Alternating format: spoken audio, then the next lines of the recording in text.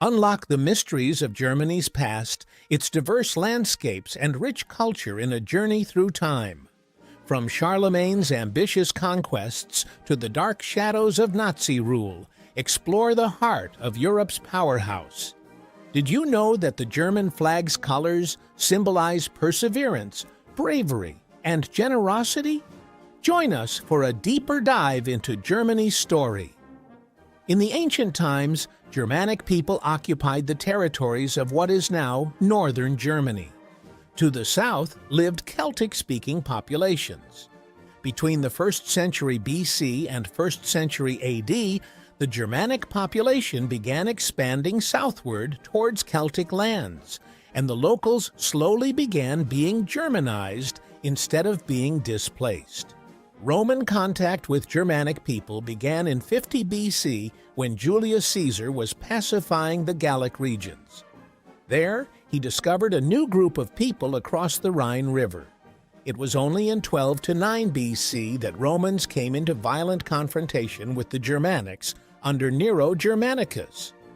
Roman-Germanic relations soured from then on, and one famous battle, the Battle of the Teutoburg in 9 AD, would highlight this relationship between Rome and the Germanic peoples. During the battle, Germanic forces under Arminius were able to defeat and massacre 3 Roman legions. However, constant interaction with the Romans eventually led to them coexisting with each other. Trade routes were established, and certain traditions and products were even exchanged.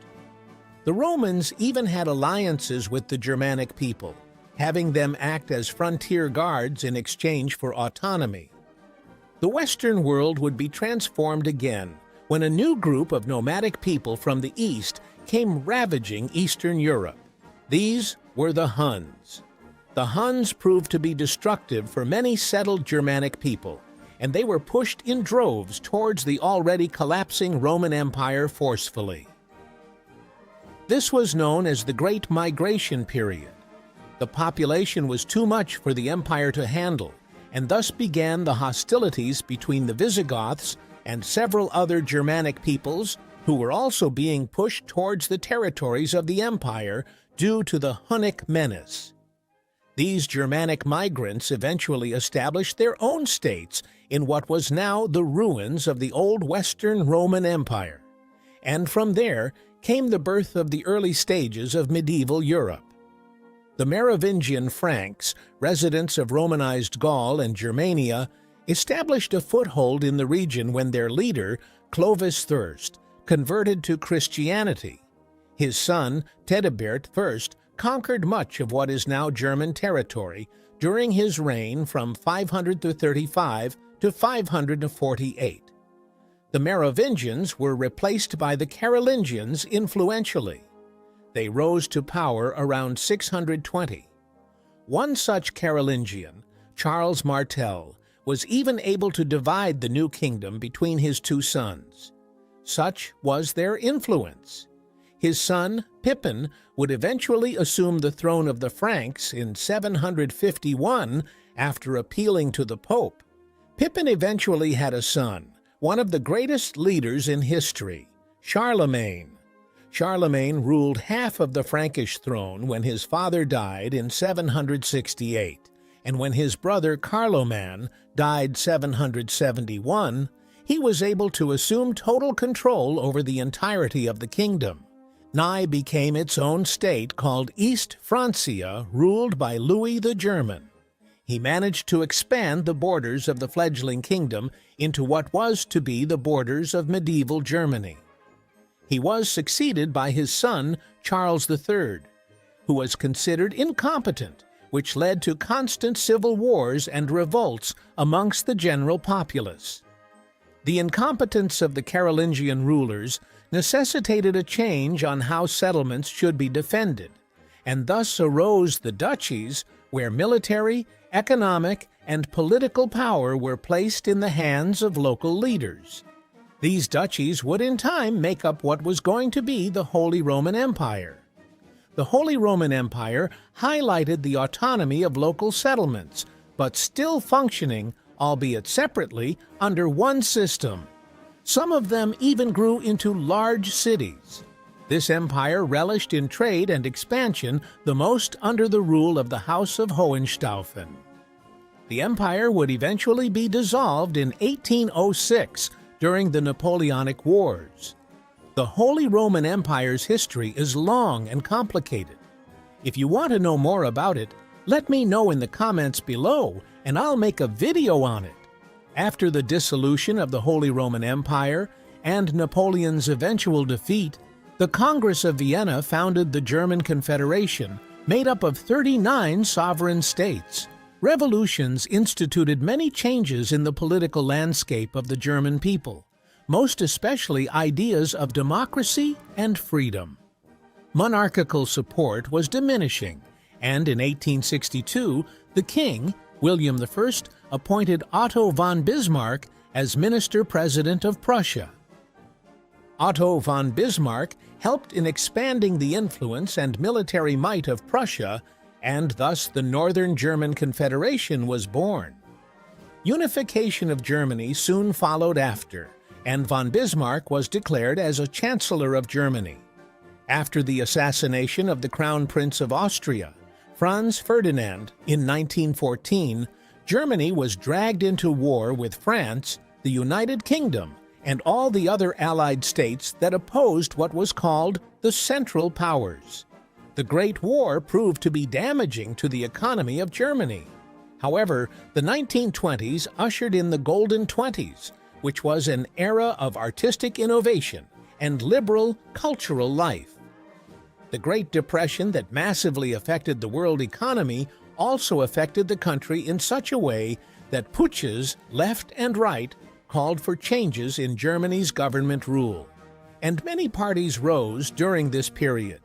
One particular party would mark itself as history's most infamous, the Nazi Party under a charismatic leader named Adolf Hitler.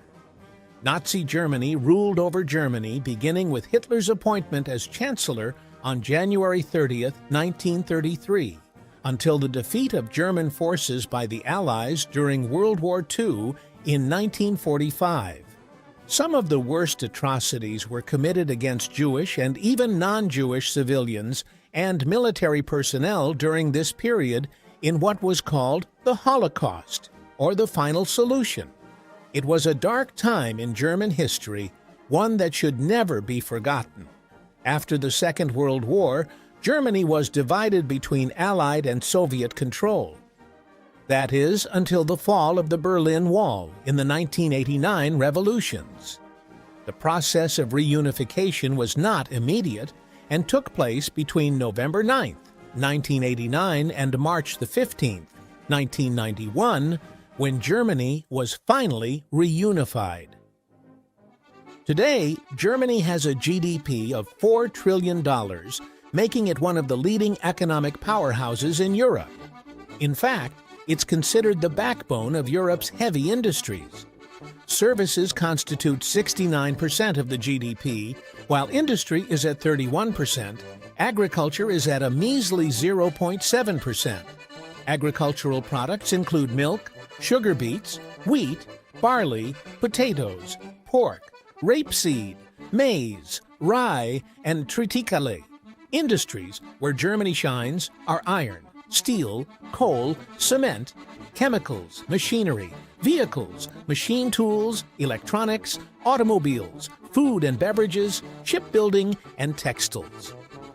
The German flag is made up of 3 horizontal stripes, black, red, and gold from the top to the bottom.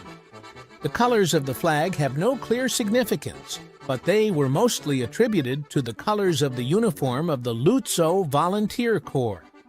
Today, the most accepted meanings of the colors are as follows: black for perseverance, red represents bravery and strength, and gold signifies generosity. The capital of Germany is located in Berlin. It has a total land area of 357,000 square kilometers, or 146,000 square miles. The country is bordered by many other countries: Austria, Belgium, Czechia, Denmark, France, Luxembourg, Netherlands, Poland, and Switzerland.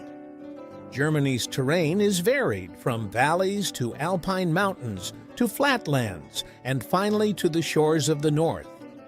The highest point in the country is in the Zugspitze, which stands around 3,000 meters or 10,000 feet above sea level. The lowest point is located at Neuendorf Bay Wilster, which is approximately 4 meters below sea level or 13 feet below sea level. This variation in terrain also means a variety in weather. However, the climate is generally temperate. The average temperature is 10 degrees Celsius or 50 degrees Fahrenheit. Germany is populated by around 84 million inhabitants, with around 85.4% being ethnic Germans. However, different populations also live inside the country, such as Turkish, Polish, Syrians, and Ukrainians. The national language is German, however. There are a number of officially recognized languages, including, but not limited to, Danish, Frisian, Sorbian, and so on. A large portion of Germans do not adhere to any religious organization or denomination. They make up 44% of the population. Roman Catholics comprise 25%, while Protestants 23%.